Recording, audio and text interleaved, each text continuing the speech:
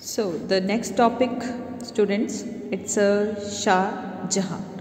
So Shah Jahan, when we talk about Shah Jahan, so Prince Khurram became the emperor in CE 1628 after defeating his brother and took the title of Shah Jahan, means the ruler of the world. So Shah Jahan's reign was more or less peaceful except for minor wars and revolts. In 1627, Raja Johar Singh of Bundelkhand revolted, but he was defeated. He revolted again, but then he was killed. Shah Jahan rose in revolt against his own father. So Shah Jahan's campaigns, when Khan Jahar Lodi, Subedar of Deccan, revolted, he too was killed.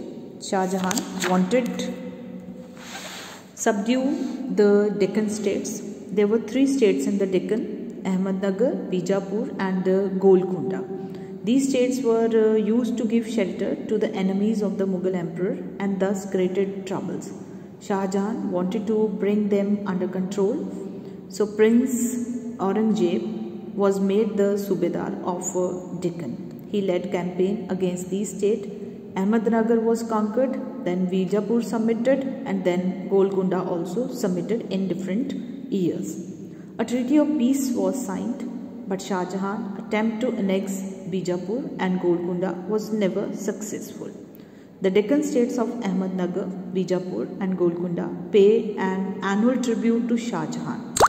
The huge sum received as tribute increased the financial resources of his empire. Shah Jahan's Central Asian campaign aimed at reviving his famous Mongol ancestor Temur. Military exploits ends in a fiasco. In the campaign against Kandahar, Shah Jahan was not very successful. The Portuguese who had come to India to trade became troublesome during Shah Jahan's time. He set one of his efficient generals to attack Hooghly, the Portuguese settlements in Bengal, which was finally captured. Then the last days of Shah Jahan's life were not very peaceful. He felt very ill. This led to a war among his 4 sons, Dara, Suja, Aurangzeb and Murrad. But in the war, Aurangzeb defeated all his brothers and declared himself as the emperor. He imprisoned his father and he has killed his brother also. So Jahangir and Shah Jahan art and architecture. 2 beautiful buildings of Jahangir deserve special mention. One is the mausoleum of Akbar as Sikandra, and this simple but beautiful building was inspired by the Buddhist viharas of India. Other remarkable tomb is of Itamuddin Daula at Agra, built by Noor Jahan, wife of Jahangir, for her father. It was built wholly of white marble decorated with the Pitra Dura. It's a, you can say, semi-Persian stone work with semi-Persian stone. Mughal painting reached a climax under Jahangir, who was himself an excellent, who knows more about the art. Apart from painting, hunting, battle and court scene, special progress was made under Jahangir in portrait painting and paintings of animals. Some of the famous artists: Agarjia, Abul Hassan, Ustad Mansoor, Bishan Das, Manohar, Govardhan, etc. But later on, due to Aurangzeb's lack of interest in painting, it led to the decline of the Mughal paintings. The most remarkable feature of Shah Jahan's rule was his encouragement to art and architecture. He was also known as the Engineer King.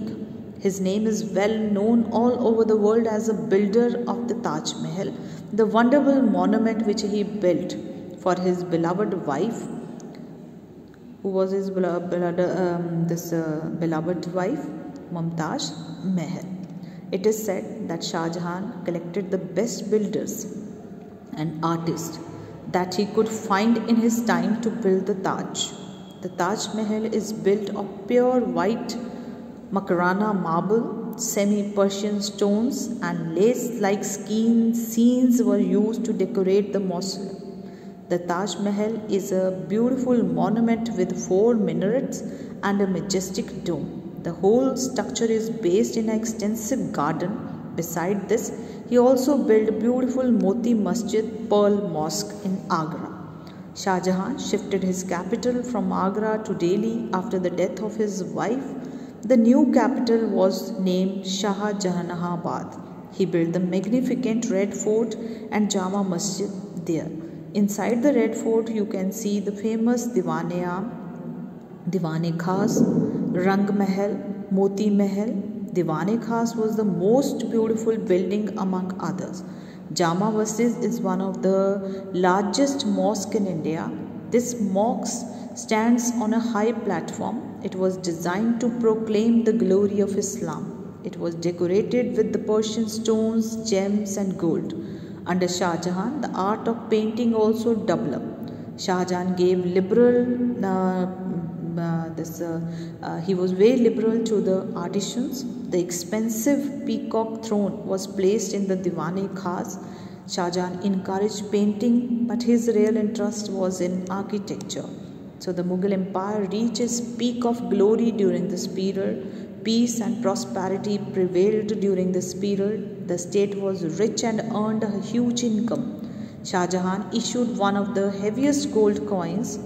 One of these coins is in Switzerland. These coins were used as gifts. However, under his pomp and show lay some of the invisible signs of decline. Large sum of money was being spent on wars, buildings, entertainments and expeditions.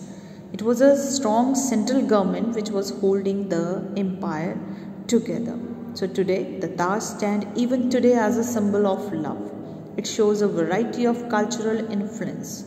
The architecture of the Taj comes from Persia, the concept of garden tomb from Afghanistan, the decorative motifs from Siraj, the dome from Turkey, and the use of water as a mirror from Kashmir. So this is all about your Jahangir and Shah Jahan art and architecture.